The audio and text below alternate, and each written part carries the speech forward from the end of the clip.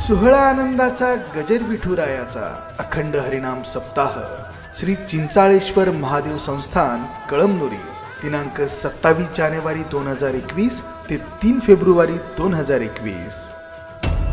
प्रेक्षेपण आपल्या आवडत्या गजर कीर्तनाचा या यूट्यूब चॅनलवर।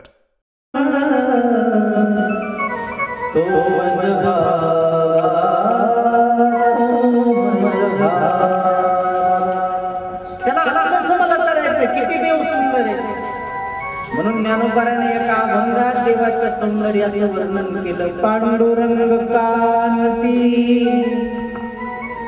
दिव्य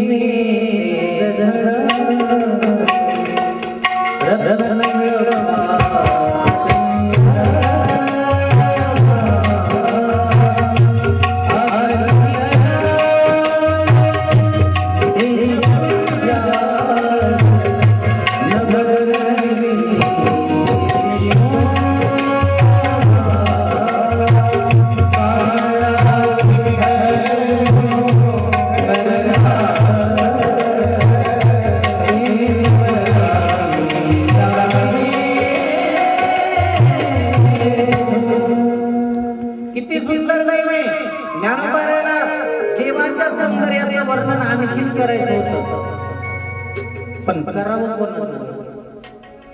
काही अंतःकरणातल्या भावना कोणालाही सांगू नये। त्यात माणसाच्या अंतःकरणात दुःख जर असेल ना ते दुःख कोणालाही सांगू नये। काही माणसाला बरं वाटत असतात, काही माणसं म्हणते याला तसंच पाहिजे। माऊली म्हणली ना, प्राणाचे सोयरे वेडे जीवी बुद्धनी संकटे ते निवेदिता वाटे संकोच काही। प्राणाचा सोयरा भेटला तर काही गोष्टी सांगायला, आणि माणसाच्या जीवनात काही गोष्टी अशा असतात महाराज, किती जरी त्या गोष्टी अंतःकरणात लपवून ठेवण्याचा प्रयत्न केला तरी त्या अंतःकरणातल्या गोष्टी बाहेर आल्याशिवाय राहत नाही। किती कशा असतात सांगता? एका माणसाला 3 मुली होत्या, दृष्टांत सांगतो। पण एक मुलगी होती तोतरी, एक मुलगी होती बोबडी, एक होती गेंगाई। त्या 3 मुली उपवर झाल्या, वयात आल्या, बापानं ठरवलं आता लग्न लावून द्यावं। पाहुणे पाहायला येत होते, पाहुणे कपून जेवायचे करगुडात तोस्तर, आणि मुलीचं बोलणं ऐकलं की उठून जायचं। असं करता करता जमवता बापाचे 1.5 लाख रुपये निघून गेले। बापाने त्या 3 मुलींना जवळ घेतलं आणि सांगितलं, मुली हो, तुमच्या पाया पडतो, आता जर तुम्हाला पाहुणे पाहायला आले तर तुम्ही एक शब्द सुद्धा बोलायचा नाही, त्याचं सगळं उत्तर मी देईन। ठीक आहे, ठरवलं। आता दुसऱ्या दिवशी पाहुणे पाहायला आले, जेवायला बसले आणि 3 मुली जेवण वाढू लागले। काही माणसं, म्हातारे माणसं सोयरिकीला खूप हुशार असतात। मी तर म्हणतो काही म्हाताऱ्या माणसानं काय PhD केलेली तर काय त्या विषयामध्ये लय हुशार, त्याला पाहायला किती कळतं किती मध्ये बसवायचं किती मध्ये नाही, जमायसारखं आहे का नाही, हुशार असतात महाराज काही माणसं। जेवायला बसले आणि एक म्हातारा माणूस म्हणतोय, रामभाऊ मुली दिसायला छान आहे पण मुली बोलत नाहीत, मुख्य आहेत काय? ते दुसरा म्हणला, जेवाराव पुन्हा बघू म्हणला। पण म्हातार हुशार होतो, ते म्हणला मुलीला बोलायला येईल पण जेवतानाच बोलायला येईल, हुशार होतो। त्यानं कढीची वाटी अशी उचलली, तोंडाला लावली, उडका मारला, काय सुंदर कढी झाली म्हणला। बापचे कधी कढी खाल्ली नाही म्हणला, काय टाकलं असं ह्या कढीमध्ये? आता ज्या मुलीनं कढी केली तिला कुठं बसा वाटलं। पुन्हा ते म्हातार म्हणलं, काय खरंच सुंदर कढी केली म्हणला, आपल्या म्हातारीला तर असं कवा जमलंच नाही। ती मुलगी म्हणली, मामा फुकट काय गोळ होत नसतंय, त्याला जीव टाकावं लागतंय, मी टाकावं लागतंय। पाठीमाग होतीचे भाताचं टोपलं घेऊन ती म्हणली, तू तुला बोलू नको म्हणलं होतं ना। तिच्या पाठीमाग म्हणली, तुम्ही बोया तुम्ही ताई त्याला, आपल्याला ताई चालायचं नाही। हात धुवायला पाहुणे घरच्या उखंड्यावर गेली, याला म्हणतात अंतरीचे धावे स्वभावे बाहेरी अंधरिताही परी आवरेना। तसं ज्ञानोबारायण देवाचं रूप पाहिलं, माऊली विचार करू लागले, आता हे सांगावं कोणाला? मग ज्ञानोबाराय आपल्या मैत्रिणीला सांगू लागले. तुम्ही म्हणता ज्ञानोबारायला मैत्रीण असते का? ज्ञानोबारायची मैत्रीण म्हणजे स्त्री देहाची हाडा मांसाची मैत्रीण नाही. मग माऊलीची मैत्रीण म्हणजे आपली बुद्धी, आणि त्या बुद्धीला ज्ञानोबाराय म्हणू लागले, हे साजनी रूप पाहता लोचनी, रूप पाहता लोचनी सुख झाले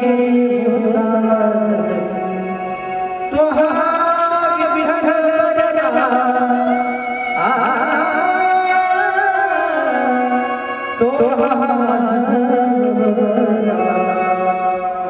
आणि सुंदर रूपाचं वर्णन ज्ञानोबारायाने केलं. म्हणजे एवढा देव सुंदर आहे, या सौंदर्याचं वर्णन शुकाचार्याने केलं. शुकाचार्य बाहेर पडत आले, म्हणले ही रचना कोण केली? म्हणले व्यासांनी केली.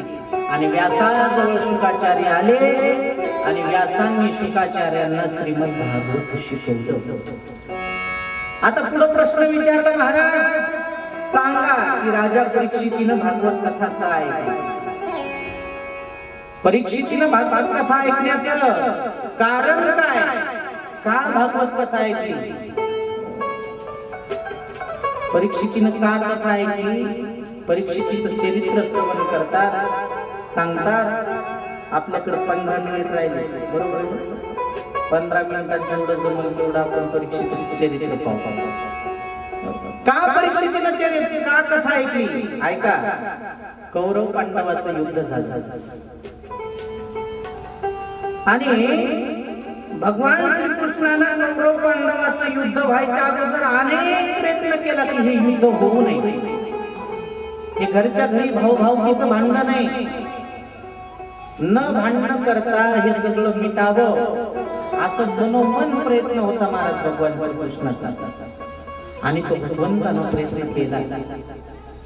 एक दिवशी दुर्योधनाला अंधारात भगवंतानं विचारलं, अरे दुर्योधना, पांडवाचं राज्य पांडवाला देऊन टाक. ते म्हणला देत नाही. अरे नसेल द्यायचं तर विधान 5 गावं दे. म्हणला 5 गावं तो सोडून द्या. सुईच्या टोकावर बसून इतकी माती सुद्धा देणार नाही. भगवान म्हणले देणार नाही ना, मी सुद्धा घेणार नाही. युद्ध करावं लागेल, तयार आहे म्हणला युद्धाला. आता भगवंताला विचार पडला, पांडव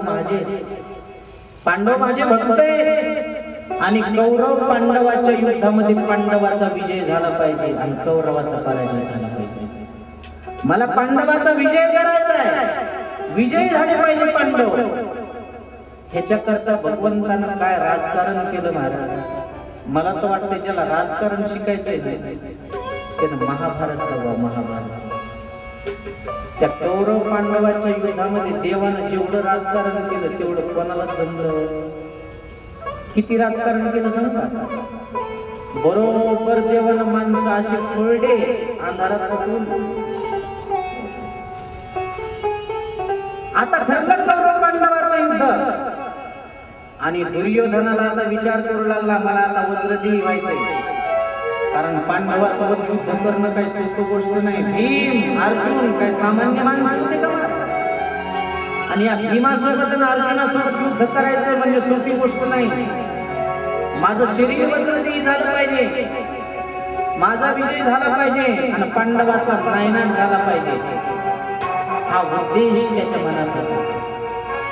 आणि रात्री आपल्या आईकडं दुर्योधन गेला, म्हणजे गांधारीकडे, आणि गांधारीला विचारलं, आई काय रे बाळा, आई मला सांग माझं शरीर वज्रदेही कसं होईल आणि माझ्या हातातून पांडवाचा नायनाट कसा होईल त्याचा उपाय मला सांग.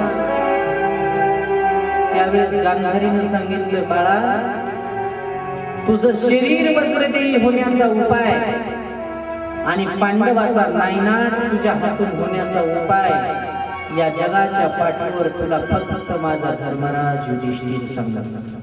काय विश्वास आहे महाराज विरोधकाचा बघा. दुर्योधनाची आई गांधारी आहे पण विश्वास महाराज धर्मराज युधिष्ठिरावर. काय विश्वास आहे. आणि आला महाराज दुर्योधन. धर्मराजानं लांबूनच पाहिला दुर्योधन आपल्याकडे येतोय. लांबून येत असताना पाहिल्याबरोबर धर्मराज युधिष्ठिर म्हणतात, या या सुयोधना या. दुर्योधन नाही म्हणले, काय म्हणले? सुयोधना, या सुयोधना कसं काय यानं केलं? दुर्योधन म्हणला, भाऊ आपला युद्ध होणार आहे, हो ठरलंय ते. मग तुला काय मदत पाहिजे का माझ्याकडून? हे बोलणं कोणाचं? श्री हरिभक्तीपरायण धर्मराज युधिष्ठिराचं. युद्ध कोणासोबत करायचंय? दुर्योधनासोबतच करायचंय. आणि धर्मराज युधिष्ठिर म्हणतात, सांग तुला काय मदत पाहिजे का? आता काय बोला दुर्योधनाला? दुर्योधन म्हणला, बाबा भाऊ मी मदत मागण्याकरता चाललो. काय मदत पाहिजे? सकाळी सकाळी मी माझ्या आईकडे गेलो होतो दादा. माझ्या आईला मी उपाय सांगितला. सांग आई मला वज्रदेही होण्याचा उपाय आणि माझ्या हातातून पांडवाचा नायनाट होण्याचा उपाय याचा सांग मला पटकन. त्यावेळेस माझी आई म्हणली, दुर्योधना या जगाच्या पाठीवर तुला याचा उपाय फक्त माझा धर्मराज युधिष्ठिर सांगेल. डोळ्याला धारा लागल्या महाराज युधिष्ठिराच्या. एवढा विश्वास माझ्या गांधारी मातेचा माझ्यावर. तर आई दुर्योधना तुला वज्रदेही व्हायचंय का? हो व्हायचंय. तर मी सांगतो तसं कर ना. काय करू दादा? एक काम कर, नग्न अवस्थेमध्ये तुझ्या आईच्या समोर जाऊन उभा राहा. अंगावर करतोडा सुद्धा ठेवू नको. तुझ्या आईने तुझ्या डोळ्याची पट्टी सोडून जर नखापासून ते केसापर्यंत तुला जर न्याहाळलं तर तुझं पूर्ण शरीर वज्रदेही होईल. ठीक आहे, येतो दादा या. आता वज्रदेही होण्याचा उपायच महाराज सांगितला दुर्योधनाला. पण द्वारिकेच्या राजाची झोप उडाली महाराज, झोप. माझ्या धर्मराज युधिष्ठिराने त्याला उपाय सांगितलाय म्हणजे आपलं आता मतदान फुटलं, आता आपला विजय होणार. झोपच उडाली महाराज भगवान श्रीकृष्णाची. आता काय करावं, आता काय करावं? पण ते देव आहे महाराज, चतुरालो शिरोमणी गुण लावण्याची खाणी. आता काय करावं? कारण भक्ताची एवढी काळजी असते महाराज देवाला. रोडच्या कडीला जर एखाद्या माईचं घर असेल आणि लेकरू जर रोडच्या कडीला खेळत असेल तर आई सायंकाळच्या वेळेस तांदूळ निसू द्या, डाळ निवडू द्या, तिचं सगळं लक्ष महाराज लेकराकडे असते रोडवर खेळणारे. तसं देव आमचा कुठेही असू द्या, माझा भक्त जर संकटात असेल तर त्या भक्तावर नजर देवाची असते महाराज. देवानं विचार केला आता काय करू, पण ब्राह्मणाचं रूप देवाला धारण केलं. गुडघ्याच्या वर धोतर आहे, हातामध्ये पंचांग आहे, शेंडीला गाठ मारलेली आहे, गळ्यामध्ये जानव आहे. आणि अशा अवस्थेमध्ये भगवान जंगलात आले आणि जंगलानं दुर्योधन पळत होता. नग्न अवस्थेमध्ये, अंगावर बोटभर कापड नाही. आणि समोर जात असताना कोणीतरी एक ब्राह्मण रस्त्यात दिसला. दुर्योधनाला वाटलं समोर रस्त्यात ब्राह्मण आहे म्हणून दुसऱ्या रस्त्यानं निघाला. त्या रस्त्यानं निघाला तरी रस्त्यात देव.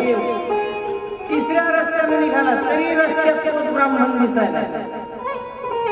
आता देव रस्त्यात आहे. का रस्त्यात आहे? कारण देवाला रस त्यात आहे. आलं का लक्षात? पंढरपुरातले भिकारी रस्त्यात आहेत. का? कारण त्याला रस त्यात आहे. त्याला जर कोणी म्हणलं ना, अहो तुम्ही रस्त्यात, इथं काय आहे? धर्मशाळेत जा. ते म्हणते धर्मशाळेत काय? मग इथं काय? रस्त्यात. इथं माणसं 10-5 रुपये देते, आम्हाला रस त्यात आहे. मग धर्मशाळेत काय? तसं भिकारी रस्त्यात म्हणलं देव आउटसाइडला राहील का? देव सुद्धा रस्त्यात आहे. दुर्योधनाला देवाने विचारलं, कोण रे तू? दुर्योधन म्हणला, महाराज हस्तिनापूरचा राजा धृतराष्ट्र आणि धृतराष्ट्राचा मुलगा दुर्योधन. दुर्योधन, अरे तुला काय चोराला लुबाडलं का काय रे बाबा? अशा अवस्थेत कुठं चाललास? त्यानं सांगितलं, मला धर्मराजानं सांगितलंय वज्रदेही होण्याचा उपाय. नग्न अवस्थेमध्ये माझ्या आईच्या समोर जाऊन उभा राहणार आहे मी. माझ्या आईने माझ्याकडे दृष्टी टाकल्याबरोबर माझं शरीर वज्रदेही होणार. देवानं सांगितलं, मूर्खा, लहानाचा मोठा झाला, एवढी अक्कल नाही तुला? धृतराष्ट्रानं सांगितलं, धर्मराज युधिष्ठिरानं सांगितलं आणि तू निघाला तुझ्या आईच्या समोर. अरे तू का पाळण्यातलं बाळ आहेस का? अशा अवस्थेमध्ये आईकडे जायला? मग अरे निदान हाफ चिठ्ठी तरी घालावला. ते म्हणलं माझ्याकडे काहीच नाही. देवानं सांगितलं मी देतो ना. आणि देवानं त्याला चिठ्ठी दिली महाराज. आणि अशा अवस्थेमध्ये देवानं जे बरोबर करायचं ते बरोबर केलं. आणि दुर्योधन जाऊन उभा राहिला आईच्या समोर. आई आलो मी. आलास का बाळा? आणि गांधारी मातेनं डोळ्याची पट्टी सोडली. आयुष्यात पहिल्यांदा गांधारी मातेनं डोळ्याची पट्टी सोडली आणि तळपायापासून ते डोक्यापर्यंत नजर टाकून त्याच्याकडे पाहिलं आणि पुन्हा पट्टी बांधली आणि ढसढसा गांधारी माता रडू लागली. दुर्योधनानं विचारलं आई रडायला काय झालं? आई म्हणली बाळा मी तुला नंतर सांगते मी का रडायले, पण माझ्या प्रश्नाचे उत्तर दे. काय आई मला सांग दुर्योधना. माझ्या धर्मराज युधिष्ठिरानं तुला असं सांगितलं होतं का? काय आहे की तू चिठ्ठी नेसून असं सांगितलं होतं का? नाही आई. त्यानं तर मला सांगितलं होतं आई अंगावर करदोडा सुद्धा घालू नको. मग तू असं का आलास? आई असंच मी आलो होतो, पण एका जंगलात एका ब्राह्मणानं मला चिठ्ठी दिली. आईनं ओळखलं बाळा अशा वेळेस तुला चिठ्ठी देणारा दुसरा कोणी नसेल, तो द्वारिकेतला कृष्णच असला पाहिजे. आता तुझं पूर्ण शरीर वज्रदेही झालंय, पण तुझ्या कमरेच्या खालचा भाग वज्रदेही झालेला नाही. तुझ्या त्या भागावर जर गदेचा प्रहार एखाद्यानं केला तर तुझा प्राण जाईल. प्राण आता त्याला माझा नाही दिला जाईल. आणि देवानं जे करायचं ते बरोबर राजकारण केलं. त्याला जंगलामध्ये अंग झाकायला सांगितलं आणि तितकाच त्याच्या शरीराचा भाग वज्रदेही झाला नाही. आणि इकडं भीमाला सांगितलं भीमा चिंता करू नको, मी बरोबर काम केलं. काय काम केलं तुला प्रत्येक गोष्ट सांगतो.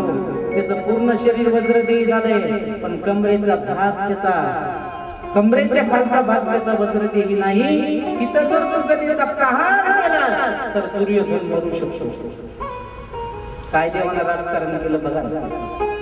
पुन्हा आणखीन दुसरे एक राजकारण सांगतो. दुर्योधनाकडून बाजू होती बलराम दादा आणि देवाची बाजू होती पांडवाकडून. आता मनोमन देवाला वाटायला पांडवाचा विजय झाला पाहिजे आणि बलराम दादाला वाटायला कौरव जिंकले पाहिजे. आता काय सख्खा भाऊ आपल्याकडून नाही. मग आता उद्या पांडवाचा आणि कौरवाचं युद्ध होणार आहे. आपला भाऊ युद्धात असणार आहे. भावाच्या समोर मी पांडवाला माझ्या अर्जुनाला बाण चालवायचा कसा शिकवू? आता काय करू? बलराम दादाला काढून दिलं पाहिजे. मग काढून कसं द्यायचंय त्याची सुद्धा देवाला एक युक्ती लढवली. काय भक्ताची काळजी देवाला बघा. भगवान श्रीकृष्णानं युक्ती अशी रचली बलराम दादाला बाहेर काढून द्यायची. ब्राह्मणाचं रूप धारण केलं आणि बलराम दादा दररोज सकाळी व्यायाम करण्याकरता जायचे, बैठकी घ्यायचे आणि व्यायाम करून बलराम दादा समोरून येत होते. आणि जग एक ब्राह्मण 70-80 वर्षाच्या वयाचा हातामध्ये पूजेचं ताट मंदिराकडे निघाला आणि होऊन मारत त्या ब्राह्मणानं बलराम दादाला धक्का दिला. धक्का दिल्याबरोबर खाली पडला. खाली पडल्याबरोबर बलराम दादा म्हणले अरे ब्राह्मणाला काही न करता हा ब्राह्मण खाली पडला. काय झालं? काय झालं म्हणता म्हणता त्या ब्राह्मणाचा देह त्याग झाला, मरण पावला. घाबरले महाराज बलराम दादा. बलराम दादा म्हणजे आता काय करावं? म्हणजे ब्रह्महत्या झाली माझ्या डोळ्यांकडून. काही न करता आता काय करू? आता काय करू? घरी पळत आली. ही तर होत असते बाबा. कृष्णाला विचारलं कृष्णा काय झालं दादा? कृष्णा माझ्याकडून ब्रह्महत्या झाली. दादा तुमच्याकडून ब्रह्महत्या झाली? हो कृष्णा झाली. मग आता उपाय? उपाय एकच आहे दादा. काय उपाय? तुम्ही तीर्थयात्रा करायला पाहिजे. तीर्थयात्रा कधी जाऊ रे कृष्णा तीर्थयात्रेला? म्हणलं आता निघा. महाराज दुराविला सखा बळीभद्र न साहेजी बद्रू पांडवा पारिका. दुराविला सखा बळीभद्र त्या बलराम दादाला काढून दिलं तीर्थयात्रेला आणि देवानं कौरव पांडवासोबत युद्ध केलं. मूर्छित अवस्थेमध्ये पडला दुर्योधन. कौरव पांडवांचं युद्ध झालं. आणि मूर्छित अवस्थेमध्ये पडलेल्या दुर्योधनाला अश्वत्थाम्याने विचारलं, अरे अश्वत्थामा, अरे दुर्योधना, तुझी ही अवस्था, एक काळातला तू राजा माणूस आणि तुझी ही अवस्था कोण केली? पांडवांनी केली. सांग दुर्योधना, तुझ्या घरचं मी मीठ खाल्लंय, तुझी काय सेवा करू? दुर्योधन म्हणला, करायचं असेल तर एकच कर. काय कर? 5ही पांडवापैकी एका तरी पांडवाचा मुंडक मला आनंद दाखव. ते म्हणला, एकाच काय 5 जणांचं मुंडक आनंद दाखवतो? मनातली मनात दुर्योधन म्हणला, अरे तुझ्या बापाला जे जमलं नाही ते तुला जमणार आहे. गेला महाराज अश्वत्थामा रात्रीच्या वेळेस तलवार घेऊन. पण देवाच्या लक्षात आला, आता यांच्याकडे काहीतरी संकट येणार आहे. देवाला 5 पांडव घेतले. विजयाची पहिली रात्र म्हणून धुमधाम तरी उत्सव करू. घरामध्ये 5 मुलं झोपलेले होते. पांडव समजून 5ही मुलांची मुंडके छाटले अश्वत्थाम्यानं, हातात घेतले आणि पळाला. इकडे द्रौपदीला कळालं की माझ्या 5ही मुलांची मुंडके छाटले. धाय मुकून रडू लागले महाराज द्रौपदी. काय करू, कसं करू? तेवढ्यात अर्जुनाने विचारलं, अगं द्रौपदी, काय झालं रडायला? मला आपल्या 5ही मुलांची मुंडके कोणतरी छाटले. अर्जुन म्हणला, चिंता करू नको, तुझ्या 5ही मुलांची मुंडके छाटले असतील, त्याला 24 तासाच्या आत तुझ्या समोर आणून मृत्यूदंड दिला. आणि इकडे अश्वत्थामा दुर्योधनापाशी पोहोचला आणि दुर्योधनाला विचारला, दुर्योधना, हे बघ, तू म्हणला होता शेतकरी पांडवाचा मुलगा आणून दाखव, मी 5 जणांचे आहे.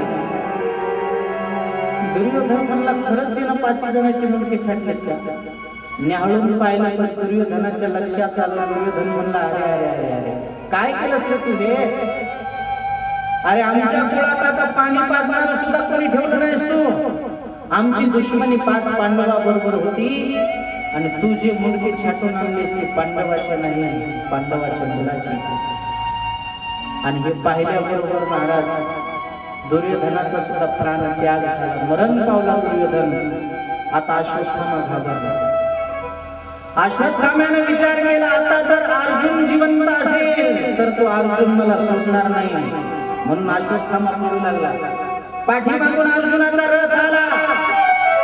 अर्जुनाच्या पाठीमागे भगवान श्रीकृष्ण आहे आणि पळता पळता अर्जुनानं रथावरून उडी टाकली. आणि जसा सिंह एखाद्या प्राण्याच्या अंगावर झाप घेतो तशी झेप महाराज अश्वत्थाम्याच्या अंगावर घेतली. अश्वत्थाम्याला बांधलं आणि देवानं सांगितलं, अरे बांधतो काय? त्याला मृत्यूदंड दे. कारण झोपीत लेकरायला मारलाय, झोपीत लेकराचा वध केलाय.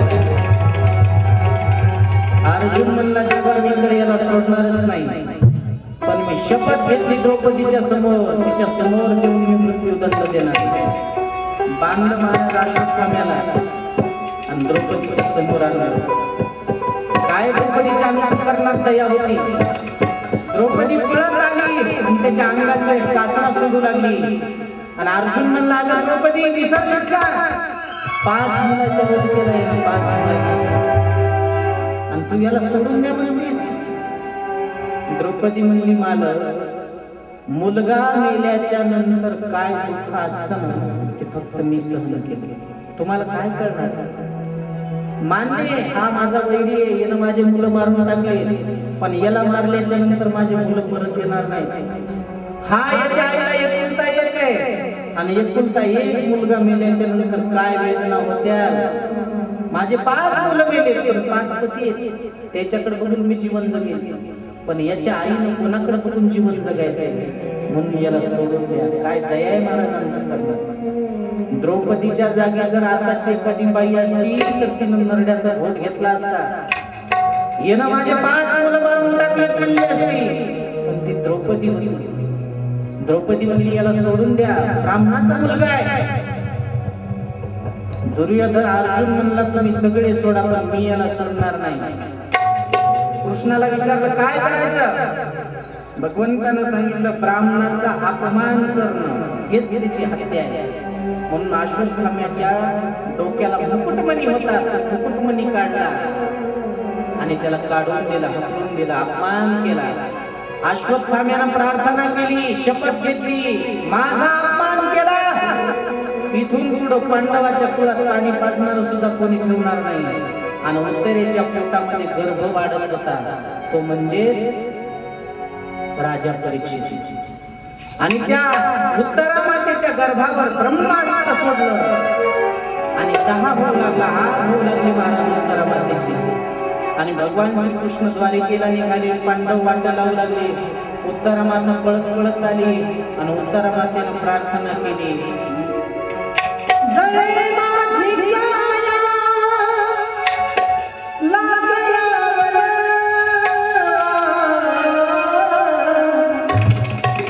धावरे शवा माया तुम्ही माझ्या गर्भाचं रक्षण करा. माझ्या गर्भाला ब्रह्मास्त्र सोडलंय, त्याचं रक्षण करा. देवानं सांगितलं मी तसं रक्षण करू शकत नाही, कारण देवाचा स्वभाव आहे घेशी तेव्हा देशी, ऐसा अससी होणार. म्हणून काय देऊ, तुम्हाला मातृत्व दे. आणि उत्तरामातेनं मातृत्व दिलं. देवानं तिच्या गर्भामध्ये प्रवेश केला आणि 9 महिने 9 दिवस परीक्षितीचं रक्षण देवानं केलं. आणि 9 महिने 9 दिवसाच्या नंतर राजा परीक्षितीचा जन्म झाला. परीक्षिती महाराज की जय. आता राजा परीक्षितीला कालांतराने राजा परीक्षितीचं नाव परीक्षिती का झालं, राजा परीक्षितीचं नाव लहानपणी काय होतं आणि राजा परीक्षितीला कशा प्रकारे शाप लागला, ही सर्व कथा आपण उद्याच्याला पाहू. आजचा आपला झालेला टाइम भगवान शंकराच्या चरणी, भगवान श्रीकृष्णाच्या चरणी आजची झालेली कथा तुमच्या सर्व श्रोते मायबापाच्या चरणी समर्पित करतो. 5 मिनिट भजन होईल.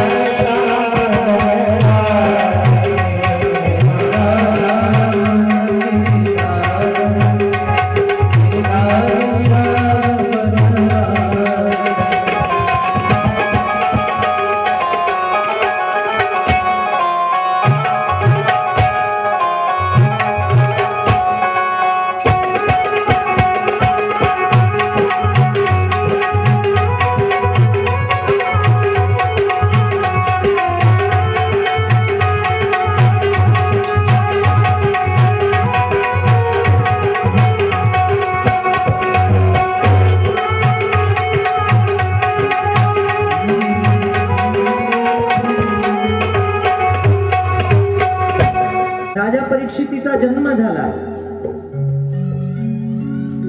भगवंताने 9 महिने 9 दिवस राजा परीक्षितीचं रक्षण गर्भामध्ये जाऊन केलं. आणि भगवान श्रीकृष्णाच्या आता लक्षात आलं, बरेच दिवस झाले आपण हस्तिनापूर मध्ये राहतो, आता द्वारिकेकडे काय चाललंय हे तरी पाहावं. म्हणून भगवान हस्तिनापूर सोडून द्वारिकेकडे निघाले. पाची पांडवाला सांगितलं, अर्जुना, धर्मराज युधिष्ठिर, मला आता द्वारिकेमध्ये जायचंय. आणि वाटा लावण्याकरता सर्वजण आलेले, भगवान रथामध्ये बसून निघालेले. पण कुंती मातेला वाईट वाटलं. महाराज, जगाचा धनी, ब्रह्मांडाचा मालक आज आपल्याला सोडून जातोय, या गोष्टीचं थोडस दुःख आमच्या कुंती मातेला वाटलं. आणि कुंती माता रस्त्यात येऊन उभी राहिली, 2 हात भगवान श्रीकृष्णाकडे जोडलेले आहेत आणि विनंती करू लागले, प्रभू तुम्ही जाऊ नका. अगं त्या बरेच दिवस झाले मला हस्तिनापूर मध्ये राहतो मी, आता मला जाऊ दे द्वारिकेकडे. नाही प्रभू, तुम्ही जाऊ शकत नाही. का जाऊ शकत नाही? मी आज तुमच्याकडे एक दान मागायला आहे. देवानं सांगितलं, मागा ना मग आत्या, मी द्यायला तयार आहे. आजपर्यंत तुम्हाला कोणती गोष्ट मी दिली नाही आणि आज मी तुम्हाला देणार नाही. सांगा काय देऊ तुम्हाला? तुम्ही सांगाल ते मागताल ते मी आज द्यायला तयार आहे, फक्त मागा तो. कुंती मातेनं महाराज आपली ओटी समोर केली, पदर पसरला आणि सांगितलं, देवा माझं एकच मागणं आहे. जगामध्ये जेवढे काही मोठमोठे संकट असतील ना देवा, मोठमोठे दुःख असतील ना देवा, ते सगळे दुःख आणि सगळे संकट या कुंती मातेच्या पदरात टाक रे देवा. देवाला तर धक्का बसला. देव म्हणले, अगं आत्या, दुःखाचं नुसतं नाव ऐकलं तर लोक थरथर कापतात आणि तू माझ्याकडे दुःख मागायला लागलीस. आजपर्यंत तू काय दुःख कमी सहन केलंस का? भर तारुण्यामध्ये तुझा पती विवारला, तुझ्या मुलाला विष घालून मारण्याचा प्रयत्न केला, तुमच्या सर्व परिवाराला लाक्षागृहात जाळून मारण्याचा प्रयत्न केला. हे दुःख नाही तर काय? तुझ्या सुनाला भर सभेत विवस्त्र करण्याचा प्रयत्न केला. किती तुम्ही संकट सहन केले, किती तुम्ही दुःख सहन केले, आणि आज तू पुन्हा माझ्याकडे दुःख मागतेस. कुंती मातेनं गोड उत्तर दिलं. कुंती माता म्हणते, देवा मी दुःख ह्याच्यासाठी तुमच्याकडे मागत आहे देवा. सुख जर तुम्ही दिलं तर सुखात देवाची आठवण येत नाही, आणि दुःख जर दिलं तर दुःखात देवाची आठवण येते देवा. म्हणून तुम्हाला मागणी आहे, सुखात जर देवाची आठवण येत नसेल तर मला सुख नको देवा. जीवनामध्ये मला फक्त दुःख आणि दुःखच द्या. आगी लागो तया सुखा, जेने हरी नये मुखा, मज होत का विपत्ती, पांडुरंग राहो चित्ती. मला सुख नको, मला दुःख दे. आणि खरं सांगा, देवाची आठवण आपल्याला सुखात येते का दुःखात येते? दुःखात येते. कबीरदास महाराज सांगतात, अहो दुःख आल्याच्या नंतर सगळेच लोक देवाची आठवण करतात, आणि सुख आल्याच्या नंतर नेमकं देवाला विसरून जातात. पण महाराज म्हणले, तुम्ही जर सुखात खरोखर देवाची आठवण जर केली ना, तुमच्या जीवनामध्ये कधीच देव दुःख येऊ देणार नाही, कधीच. दुःख में सुमिरन सब करे, सुख में करे न कोई. दुःख में सुमिरन सब करे, सुख में करे न कोई. जो सुख में सुमिरन करे, दुख काहे को हो.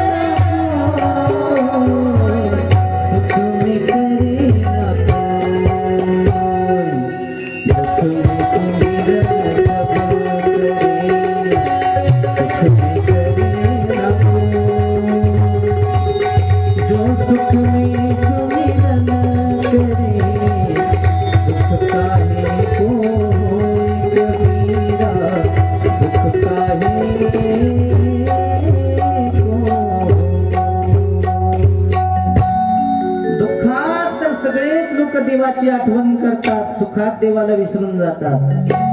पण महाराज म्हणले तुम्ही सुखात देवाची आठवण करा, तुमच्या जीवनामध्ये दुःखच येणार नाही. आणि जीवनात येणारं सुख दुःख हे ज्याच्या त्याच्या प्रारब्धानुसार असतं. महाराज सुख दुःख आए जाए, सुख की भोगना दुख की चिंता, प्रीत जिसे अपनाए, सुख दुख आए जाए. मीरा ने पिया जिसका प्याला, मुझको भी अमृत कर डाला. प्रेम का ढाई अक्षर पढ़कर मस्त कबीरा गाए, सुख दुख आए जाए. जीवनात येणारं सुख दुःख हे ज्याच्या त्याच्या प्रारब्धानुसार असतं. महाराज लाईट येते का नाही? लाईट येणार आहे.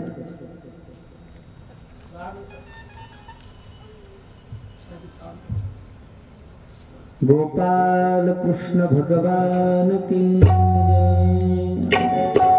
कुंती मातेनं दुःख मागितलं, देवा दुःख द्या, दुःख द्या. आता देव काय दुःख देईल महाराज? देवाकडच दुःख नाही. सुख म्हणजे देव आहे आणि देव म्हणजे सुख आहे महाराज. सुख रूप ऐसे दुजा कोण सांगा, माझ्या पांडुरंगा सारिखा तो. देवानं सांगितलं आता तुम्ही मला दुःख मागतात ना, माझ्याकडे दुःख नाही. तुमची अशी इच्छा आहे ना, मी द्वारिकेला जाऊ नये, मीच जाणं रद्द करतो. आज मीच तुमच्यापाशी राहतो. आणि भगवान रथ घेऊन परत हस्तिनापूरला आले.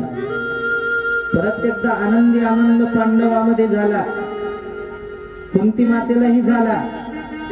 किती नवल आहे महाराज देवाचं, किती मोठं नवल आहे. देखा नवल तया प्रभूचे,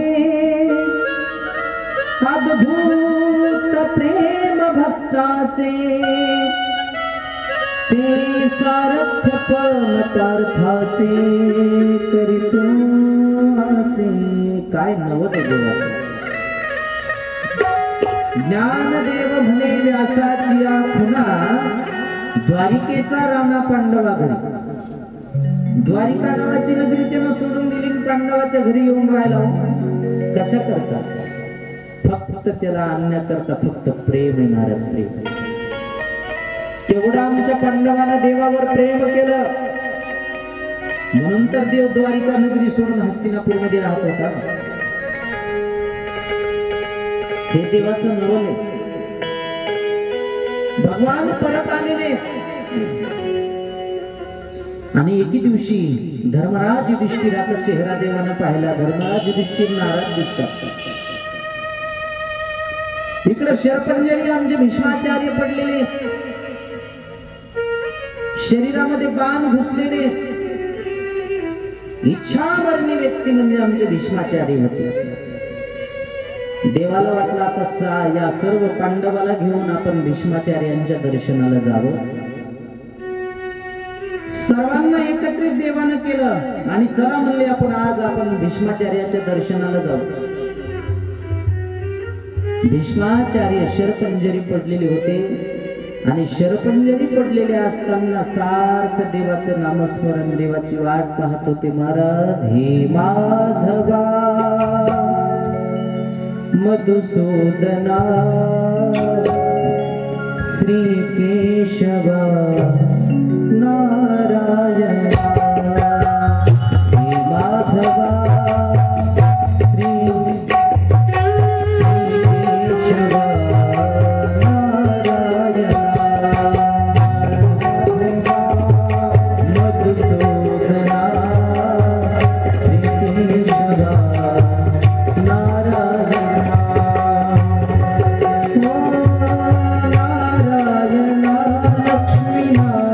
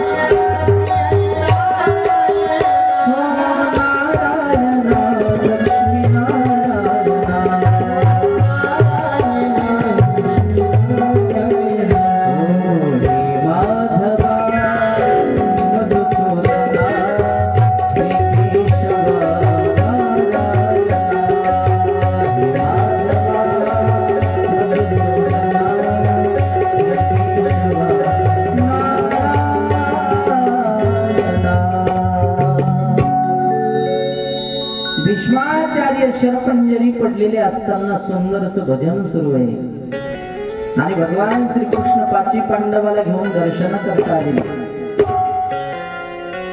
अर्जुन सर्वात अगोदर गेला. अर्जुनानं दर्शन घेतलं. दादाजी मी अर्जुन आहे. भीष्माचार्य अर्जुनाला म्हणतात, अर्जुना अरे तुझा सारथी आला नाही का?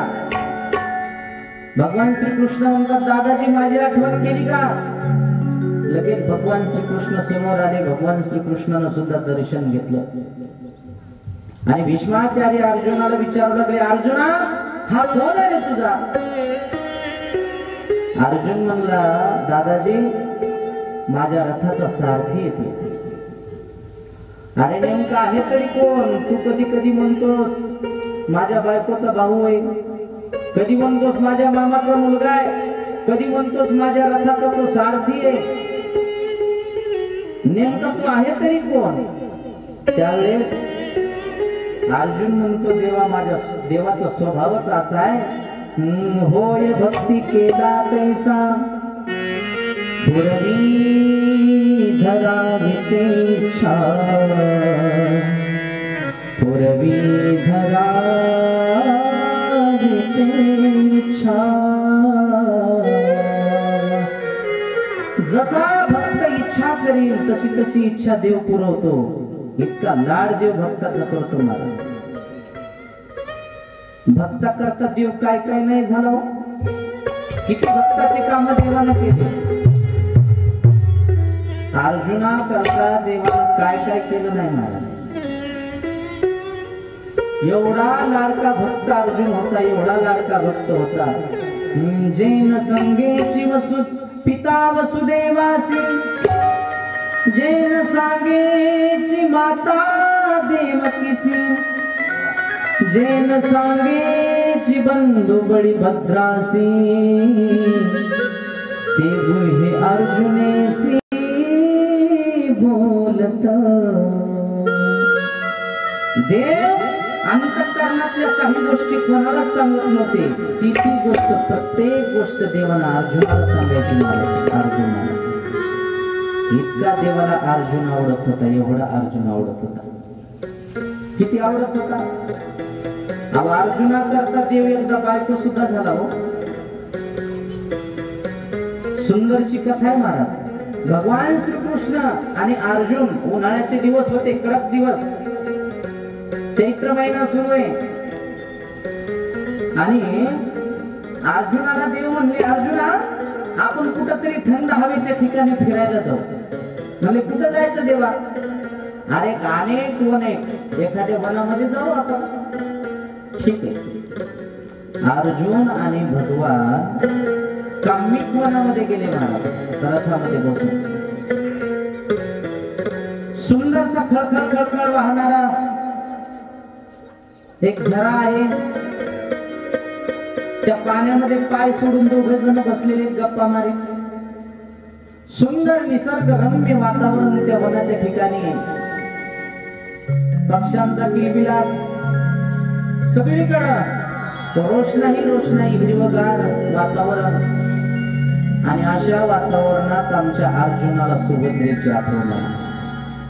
अर्जुन मनात विचार करू लागला, इथं जर सुभद्रा असती तर किती बरं झालं असतं. ते देवाला कळलं महाराज, याला सुभद्रेची आठवण आली. भगवान थोडस लांब गेले, लगेच सुभद्रेचं रूप घेतलं आणि अर्जुनापाशी आले.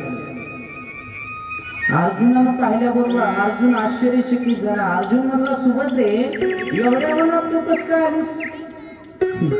सुभद्रा म्हणली, मालक किती वेळ झाला तुम्हाला पाठीमागून हात देऊ लागले, थांबा मला येऊ द्या, थांबा मला येऊ द्या. तुम्ही ऐकत नाही. मी तुमच्या रथाच्या पाठीमागे पळत पळत आले. अर्जुन म्हणले, बरं आलीस ठीक आहे, पण आता इथं तुझा भाऊ आहे. मग तू एक काम कर, आता इथून तुम्ही निघून जा. ती म्हणली, तुम्हाला आठवण आली, तुम्ही हात मारली, तुमची पण इच्छा आहे मला इथं भेटण्याची, तुम्ही मला आता परत जायला सांगायला. नाही नाही सुभद्रे, तू इथून निघून जा. आता सुभद्रा होती ती. सुभद्रा म्हणली, मालक मी तसं जात नाही. मग या वनामध्ये आपण भेटलो म्हणून काहीतरी मला आठवण म्हणून भेट वस्तू द्या. आता वनामध्ये काय महाराज भेट देण्यासारखं नाही, काहीतरी द्या. तेव्हा काय वन आहे, हे जंगल आहे, या जंगलामध्ये भेट देण्यासारखं तुला काय वाटतंय का, इथं काय आहे का? ती म्हणली नाही, काही ना काहीतरी मला द्यावंच लागतं. अर्जुनाच्या बोटात अंगठी होती महाराज. अर्जुनानं स्वतःच्या बोटातली अंगठी काढली सुभद्रेच्या बोटात घातली आणि सांगितलं जा आता. सुभद्रा गेली, जरासं लांब गेली, लगेच सुभद्रेचा कृष्ण झाला. कशाची सुभद्रा होती? आले कृष्ण आणि अर्जुनाला विचारलं, अरे अर्जुना इथं कोणी आलत का? म्हणले नाही देवा. नाही, कोणाचा तरी आवाज येत होता लेडीचा. नाही म्हणले देवा, इथं कोण येणार आहे? बरोबर. 2-3 दिवस झाले.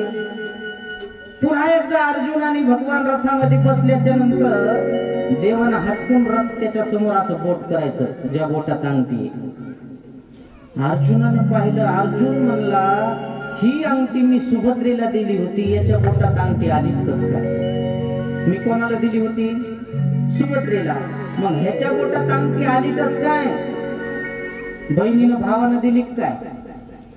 होते तसं. काय काय बायका रांगत जातात आणि सांगत येतात, माहेरात सासरकडून येतात आणि माहेरचं नाव करून येतात. होते ना तसं काय? मागच्या वर्षी आमची बायको 5,000ची साडी घालून आली माहेरावर. 17-12 माया पडून जाऊ लागली कृष्णा महाराज. मला वारं लागायले. तिला वाटू लागलं मला विचारा साडी केवढ्याची काय. आता मी काय आलं विचारू? म्हणलं आपल्याच पैशाची साडी ना, आपल्या पैशावर काय म्हणायचे, आपलेच पैसे. मला म्हणे माय तुम्ही एवढं सुद्धा विचारीन साडी केवढ्याची काय? मिळालं मला जेव दे म्हणून सांगत. पुन्हा म्हणली बस सांगा बरं साडी केवढ्याची? मिळालं 5,000ची साडी आहे, पण 4,500 नाही, 500 तुझ्या भावाचे. बाई तुम्ही असंच करतात? मिळालं असं करायला काय हाय तर 4,500 म्हणे. कशावरून म्हणतात? मी म्हणलं मुकाट्या भागवताची डाळ ऐकलेले पैसे कुठे? वर पाहिलंच नाही महाराज. पुन्हा हळूच पण मला म्हणली होय तुम्हाला कस काय कळालं हे डाळीच्या पैशावरली साडी? मी म्हणलं साडीचा वासच डाळीसारखा येऊ लागला. कसं तसं होतंय महाराज खात्या दिवस. तसं अर्जुनाला वाटलं मी अंगठी दिली कोणाला? सुभद्रेला. मग देवाच्या पोटात अंगठी कस काय आली? एके दिवशी अर्जुन घरी आले, सुभद्रेला बोलवलं. सुभद्रे जी इकडे. त्या दिवशी मी वनामध्ये दिलेली अंगठी कुठे ती सांग. सुभद्रा म्हणली कोणती अंगठी, कोणतं वन? अगं त्या दिवशी नाही का आपण भेटलो होतो वनामध्ये, तू म्हणलीस काहीतरी मला भेट वस्तू द्या. तू परत जायला गेली, मी माझ्या हाताची अंगठी काढली तुझ्या बोटात घातली. सुभद्रा म्हणली मी तर तुम्हाला कोणत्या वनात भेटलेच नाही, पण तुम्हाला कोणती सुभद्रा भेटली होती ते सांगा. बिगर डबड्याचा इष्ट तयार झाला महाराज घरात. तुझं भांडणं लागायला काय वेळ लागतंय का काय? दोघांचे भांडणं लागले. खोटं बोलतेस तू माझ्यासोबत? कपडे भर सुटकेशी मध्ये आणि निघून जा माहेराला. कडाक्याचं भांडण लागलं. तेवढ्यात भगवान आले आणि भगवंताला अर्जुनानं सांगितलं देवा ही तुमची बहीण सुटकेस आणि निघून जायचं द्वारिकेला. अरे झालं काय कृष्णा? झालं काय म्हणजे माझ्यासोबत खोटं बोलती? अरे झालं काय ते तरी सांग. देवा मी त्या दिवशी हिला अंगठी दिली आणि माझी अंगठी तुम्हाला देऊन टाकली ना. अर्जुन ऐक ना अर्जुना, झालं काय? अरे त्या दिवशी तुला सुभद्रेची आठवण आली आणि सुभद्रेची आठवण आल्याबरोबर मीच सुभद्रेचं रूप धारण केलं आणि मी तुझ्या समोर आलो रे, आणि म्हणून तू माझ्या हातात मध्ये अंगठी घातली. अर्जुन म्हणला देवा तुम्ही? हो अर्जुना, कारण तू मला एवढा आवडतोस. मला सांगायचं एवढं की भक्ता करता देव काही होतो. होय भक्ती केला तैसा पुरवी धरा भीतेक्ष. अहो भक्त तर त्याला आवडतातच, पण त्याच्या भक्ताची सेवा करणारे सुद्धा त्याला प्राणापेक्षा जास्त आवडतात. तेही प्राणा परवते आवडती माझ निरोते. जे भक्त चरित्राते प्रशंसिती, प्राणापेक्षा जास्त त्याला भक्ताची सेवा करणारे, भक्ताच्या चरित्राची प्रशंसा करणारे देवाला आवडतात.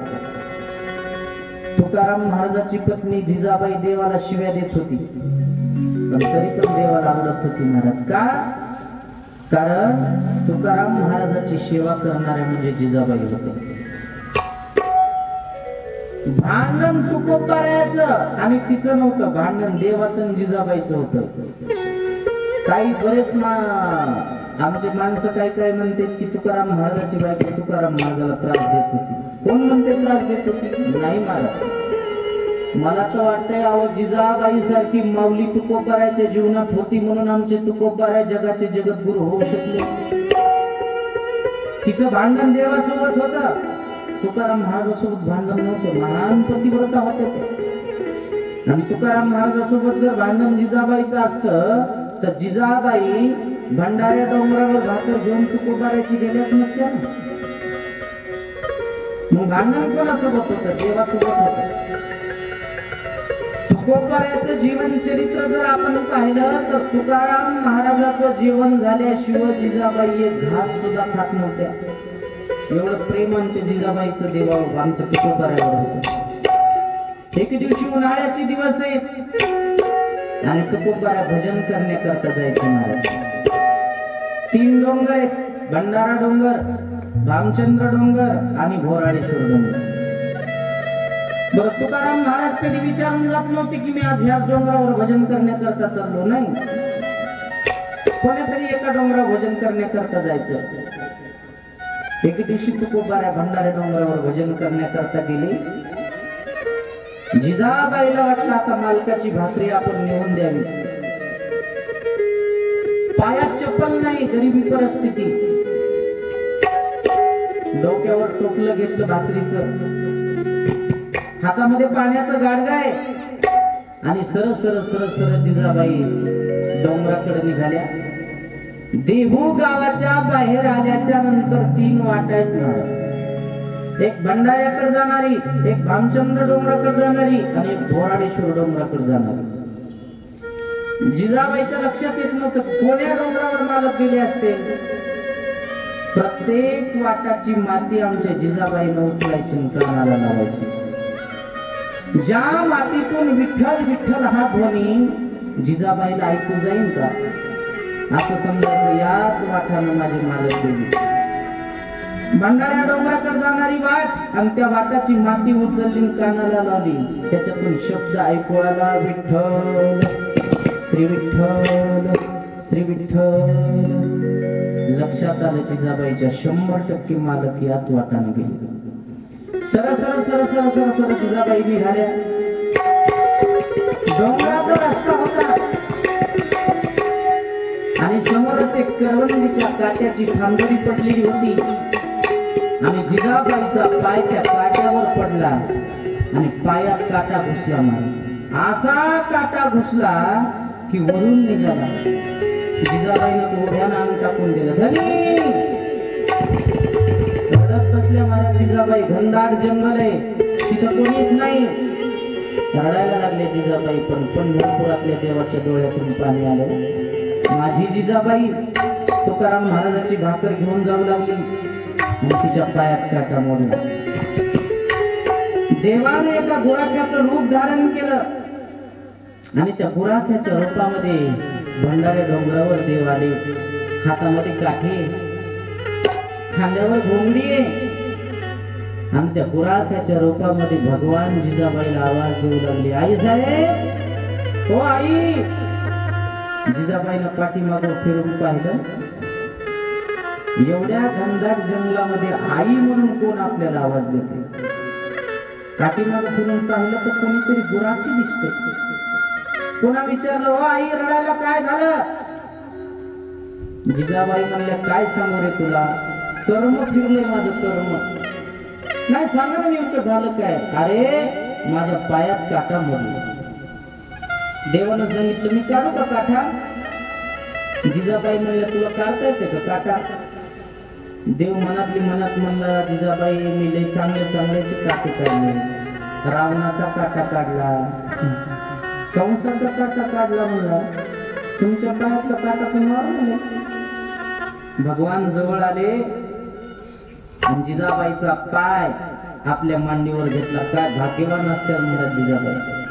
मी तर म्हणतो एकमेव स्त्री भाग्यवान आहे जिजाबाई, ज्या जिजाबाईचा पाय देवानं आपल्या मांडीवर घ्यावा. महाराज पाय मांडीवर घेतला आणि हाताचा स्पर्श पायाला झाल्याबरोबर पायाचा 10 शांत झाला.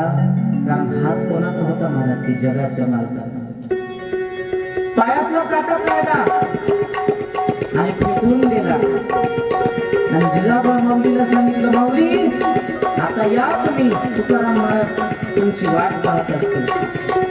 जिजाबाईने त्याच्या तोंडावर हात फिरला. जिजाबाई म्हणल्या, अरे एवढ्या घनदाट जंगलामध्ये तू देवासारखं म्हणून आलास, तुझ्याकडे पाहिल्यावर तर मला देवाचीच आठवण येते. आणि देवच होता ना मला. कोण होता ते? देवच होता, देवच होता. पायातला काटा काढला आणि सांगितलं, जा तुकाराम महाराज वाट पाहत असतील. पण पाण्याचं गाडगं फुटलं होतं. देवाला सांगितलं, माऊली थांबा, मी तुम्हाला पाणी आणून देतो. लगेच देवानं पाण्याचं मडकं सुद्धा जिजाबाईला दिलं. आणि जिजाबाई गेल्या एका झाडाखाली तुकोबाऱ्यात बसलेले आणि तुकोबाऱ्याचं सुंदर भजन सुरू.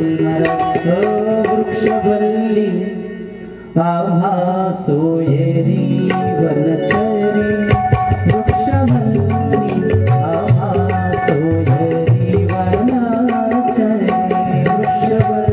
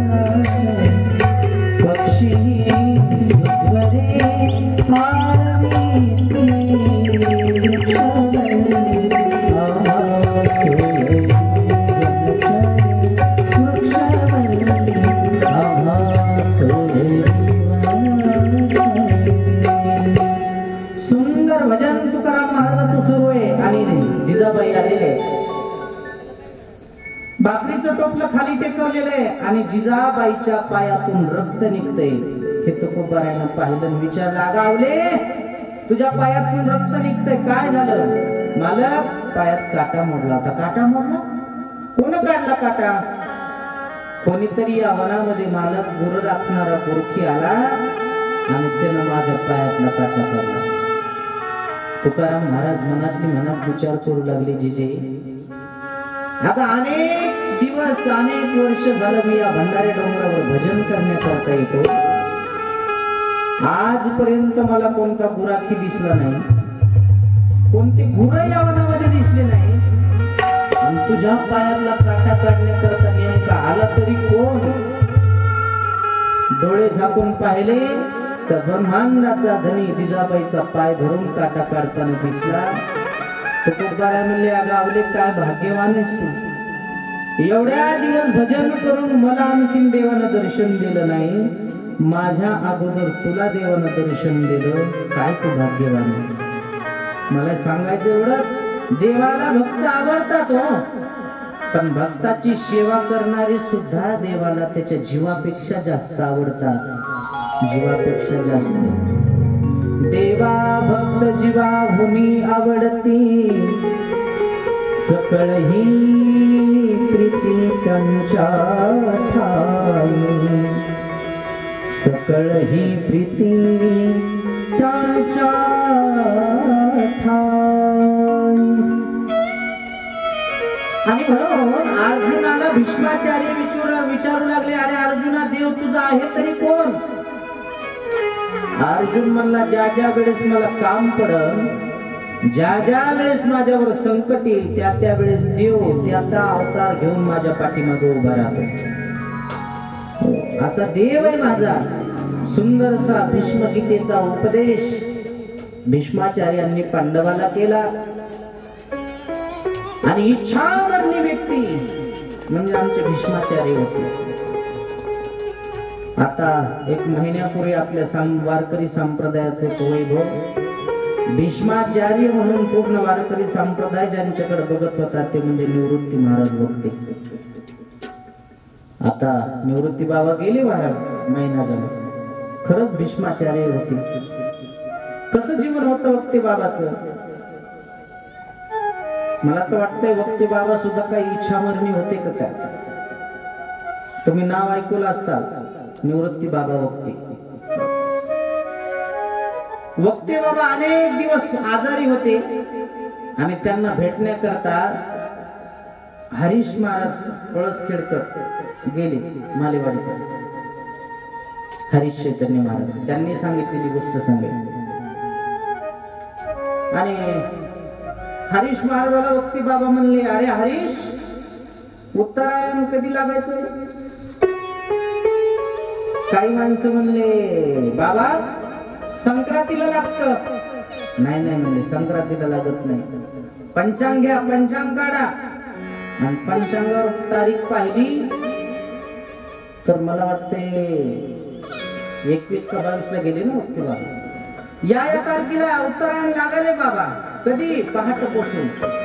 तर वक्ते बाबा त्यांना सांगितलं, अरे हरीश म्हणले, मी जातो आता, जातो मी. कधी?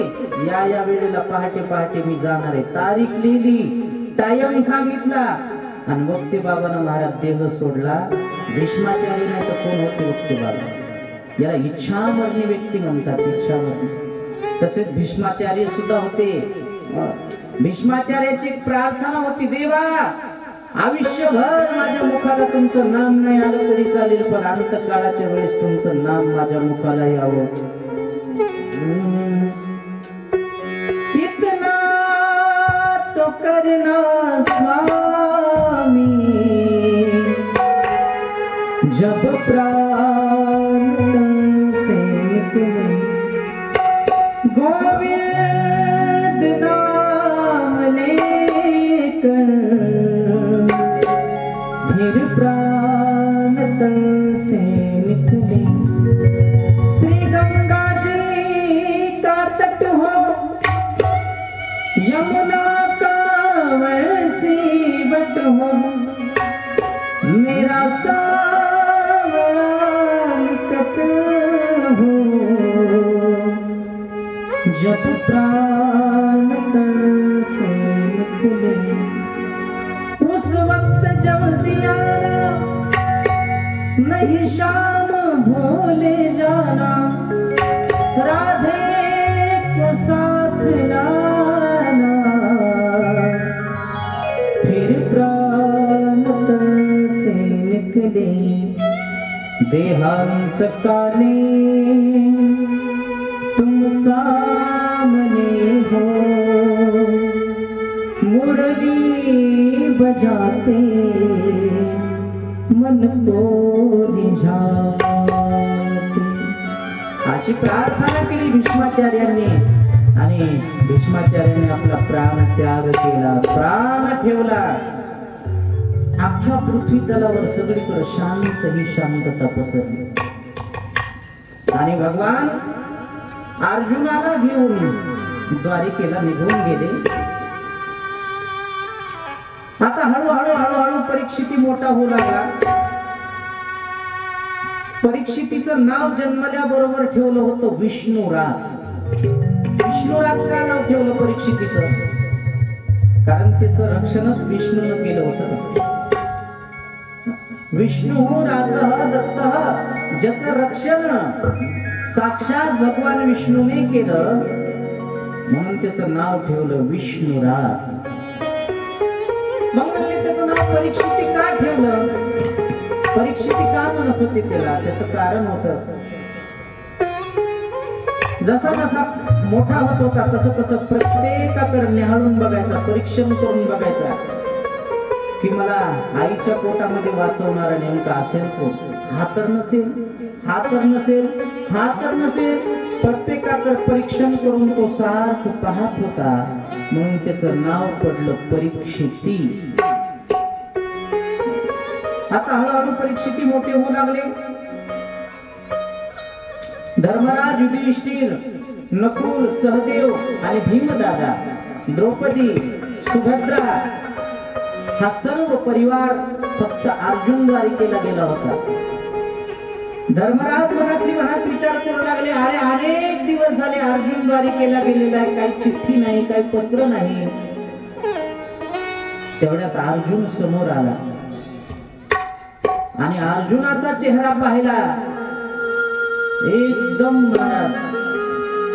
नाराज. अशी वाटत होत की अर्जुनाच्या ना कोणाची तरी हत्या घडली असा चेहरा अर्जुनाचा वाटत होता. धर्मराजाने विचारलं, अरे अर्जुना काय झालं, नाराज दिसतोस? तुझ्याच्यानं गो हत्या घडली का? ब्रह्म हत्या घडली का? नेमकं झालं तरी काय?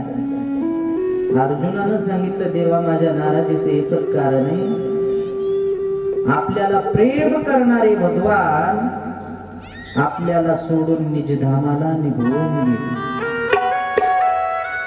सर्व पांडवाला धक्का बसला, महाराज देव आपल्याला सोडून गेले म्हणल्यानंतर. पळत पळत कुंती माता आली. कुंती मातेने अर्जुनाला विचारलं, अर्जुना द्वारिकेमध्ये सगळं काही व्यवस्थित आहे का? कशी आहे द्वारिका? आणि ज्या वेळेस कुंती मातेला कळालं की भगवान श्रीकृष्ण निजधामाला गेले असं ऐकल्याबरोबर महाराज कुंती मातेनं सुद्धा समाधी लावली आणि कुंती मातेनं सुद्धा देह ठेवला. दोनच भक्त असे होऊन गेले. त्रेता युगामध्ये राजा दशरथ आणि द्वापार युगामध्ये कुंती माता. देवाचा विरह त्याला 1 मिनिट सुद्धा सहन झाला नाही. प्राणत्याग केला कुंती मातेनं. आणि पांडवानं, द्रौपदीनं, सर्व परिवारानं विचार केला की आता आपल्याला सुद्धा राहायचं नाही. स्वर्गारोहण करत करत करत करत स्वर्गाकडे सर्व पांडव निघालेले. राजा परीक्षितीच्या हातामध्ये राज्य दिलेलं आहे आणि पांडव निघून गेले. तर हळूहळू राजा परीक्षिती मोठा होऊ लागला. घरामध्ये आपल्या पूर्वजांना नेमकं काय काय ठेवलंय, काय काय नाही पाहावं म्हणून एक छोटासा संदक उघडला परीक्षितीनं. आणि त्या परीक्षितीला एक मुकुट सापडला महाराज. तो मुकुट आणि तिचं धन होत.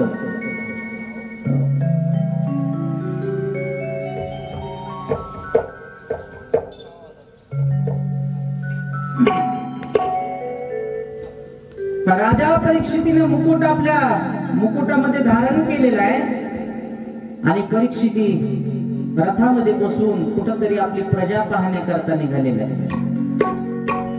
जरासंधाकडून लुबाडून घेतलेला मुकुट होता महाराज. आणि लुबाडलेलं धन कधीही पचत नसतं, त्याची दुर्बुद्धी सुचत असते.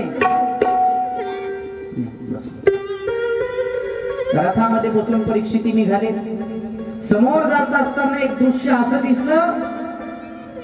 समोर एक बैल आहे, त्याला फक्त एक पाय आणि एक गाय आहे. गायीच्या पाठीमागे एक पुरुष लागलेला आहे. रथ थांबवला महाराज राजा परीक्षितीने. विचार करू लागले, अरे माझ्या राज्यामध्ये गायीवर एवढा अन्याय, अत्याचार. ज्या देवानं गायीचं रक्षण केलं, गायीचं रक्षण केल्यामुळे देवाचं नाव गोपाल पडलं आणि त्या राज्यामध्ये गायीवर एवढा अन्याय. रथ थांबवला महाराज, तलवार काढली आणि रथाच्या खाली उतरला राजा परीक्षिती. आणि परीक्षितीने त्या पुरुषाला विचारलं, "ए, तू कोण आहेस?" त्याला दोन हात जोडून सांगितलं, "महाराज, माझं नाव कली आहे, कली." "अरे कली, तू इथं काय करतोस?" त्याला सांगितलं, "महाराज, तुमचं राज्य कुठं नाही, सर्वत्र तुमचंच राज्य. तू गायीच्या पाठीमागं का लागलास?" कारण ती गाय दुसरं कोणी नसून ती पृथ्वी माता होती. एक पायाचा बैल जो दिसला तो दुसरा कोणी नसून तो साक्षात धर्म होता. आणि तो धर्म या कलियुगामध्ये एकाच पायावर उभा आहे. तो पाय म्हणजे भगवंताचं नामस्मरण. इथून निघून जा कली. त्यानं सांगितलं, "महाराज, मी जाऊ तरी कुठं? मला तुम्ही जाण्याचं ठिकाण सांगा." परीक्षितीने विचारलं, "तुझ्यामध्ये गुण कोणते आणि दोष कोणते?" त्यानं सांगितलं, "दोषानं भंडार भरलेले. गुण फक्त एकच आहे माझ्याकडे." "कोणता गुण?" "यत्फलं नास्ति तपसा न योगेन समाधिना तत्फलं लभते सम्यक् कलो केशव कीर्तना." माझ्याकडे एकच गुण आहे. कोणता?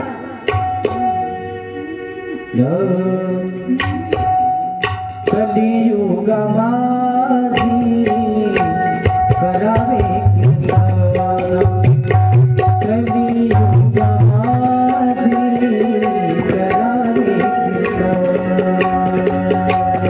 कलियुगा माझी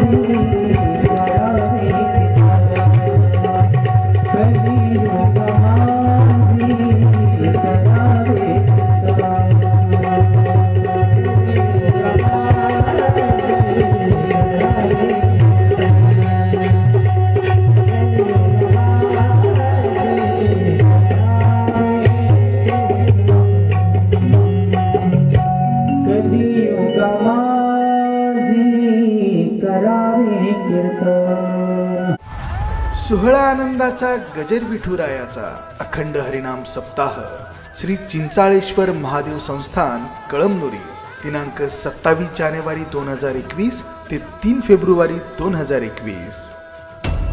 प्रक्षेपण आपल्या आवडत्या गजर कीर्तनाचा या YouTube चॅनलवर.